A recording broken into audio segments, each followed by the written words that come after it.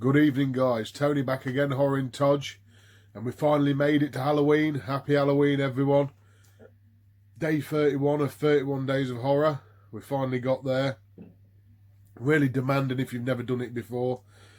Such a good task, though, to do. It gets you watching loads of movies, and I like to bring you guys the reviews for October. It's been really good. So, yeah, 31 Days of Horror. Thanks for everyone who's watched and everyone who's, liked or commented or anything. Been really appreciated. And today's Saturday here in the UK on October the 31st, Halloween. So I thought I'll get a couple of movies in because we can't do anything in this country. We can't go about. We're in lockdown again. So, yeah, well, we are in my part of the world anyway, Nottinghamshire. But, yeah, so I thought I'll get a couple of films in and I'll give you guys a couple of short reviews today. So the first film I'm going to do is 2013 body horror film by Eric England, and it's called Contracted. This is a nice German release. Like I say, first time watch for me. I'm going to tell you a bit about this one, guys, and give you my thoughts on it. So there's the release itself. So this one stars Najara Townsend and Matt Mercier. And basically it's about a girl called Samantha. And it follows 3 days of her life. But just before the story starts, you see this guy in this morgue with this dead body. And he sort of raped this body, a dead body. And the body's got like this toxic waste sort of tag hanging off its foot. So you're thinking, oh, what's happening here? Then it cuts to Samantha, this character here. And she's at this party of her friends. And this guy's there who's sort of done this raping. He's sort of in the background looking at her. And he spikes a drink and ends up raping her. Well, she's actually a lesbian, Samantha. But he rapes her anyway. And then she sort of wakes up at home. She doesn't know what's happened, really. And basically it follows 3 days of her life, like I said, after the rape. And she just starts to get this disease. She's like, it's what it's called contracted. It's like she starts to get bloodshot eyes, all her teeth go black, her fingernails start to fall off, there's all veins coming, her hair starts to fall out, she starts to bleed, intensive, it's all over the place, really intense bleeding, there's maggots coming out of her, it's quite disgusting in that way.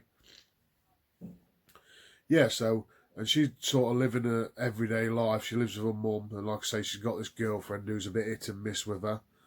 And then she works at this restaurant, and that's piling the pressure on her with her getting this disease. And she just follows her 3 day life, going to the doctors. See, he doesn't really know what's happening. He just thinks it's a sexual transmitted disease. And yeah, it just spirals out of control towards the end. Samantha herself starts to spiral out of control. I'm not going to tell you too much because you can sort of guess what's going to happen. But yeah, and people around her start to, become afraid of her and stuff. She starts to get erratic. And yeah, it's just quite a mad little ride. It's not the longest film, about 85 minutes, 87 minutes. And it's not the best film in the world, to be fair.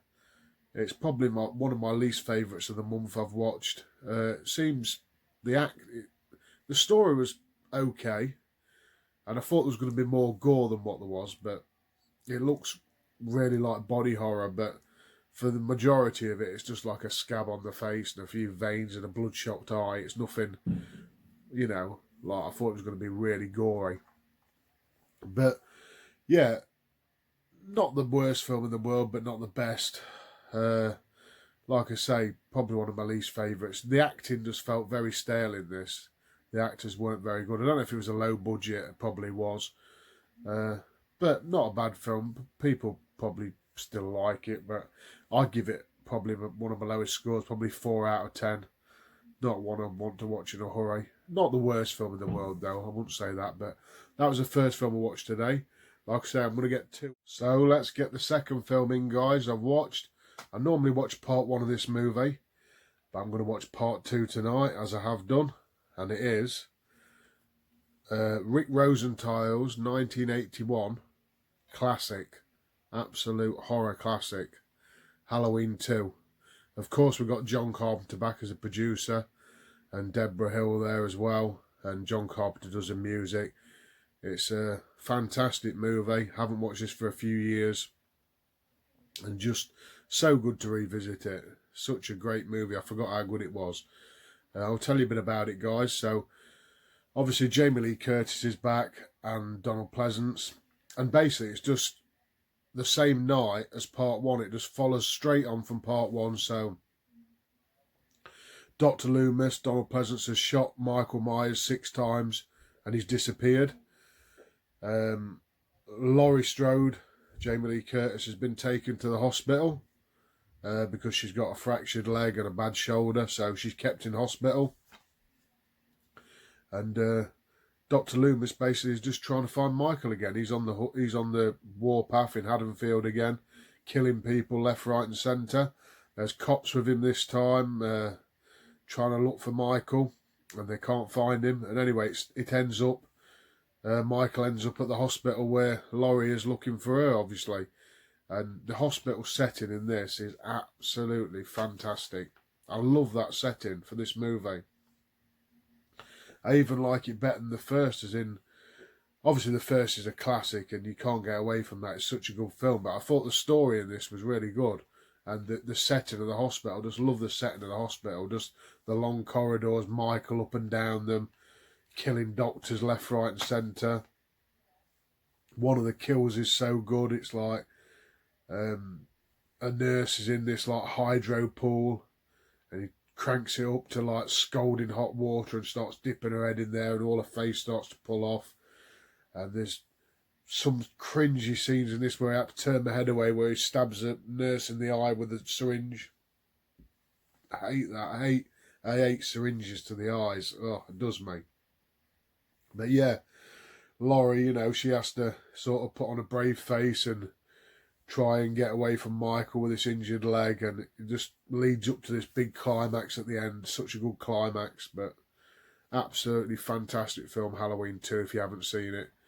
And it's just basically one of the best slashers ever. It's just great. Just Michael prowling around, and there's other bits of storyline to it as well. You've got this mob smashing up the Myers house. You've got guys being killed who they think's Michael, and it isn't. But yeah, some good little side stories in this one. But the hospital setting, absolutely, oh, it's so good. So yeah, this one, guys, I'm going to give a 9 out of 10 for Halloween 2. Easily. Probably could be higher, but 9 out of 10 for Halloween 2. So I hope you've enjoyed it, guys. It's been a good time. I've really enjoyed it. Thought I'd get 2 films out for you tonight. Sorry if I sound a bit funny. I've got a snotty nose and bunged up, but thought I'd have to get this out. I've had to keep stopping the bloody video, but we finally got there. And yeah, 2 films, Contracted and Halloween 2. Both I've watched today. So get in the comments, guys. Thanks a lot. Happy Halloween. Tell me if you've seen any of these 2. I suppose everyone's seen this one, but you know, Halloween 2. Thanks a lot for everyone who's watched. And I've been Tony, guys. I'll catch you all next time. Thanks for watching.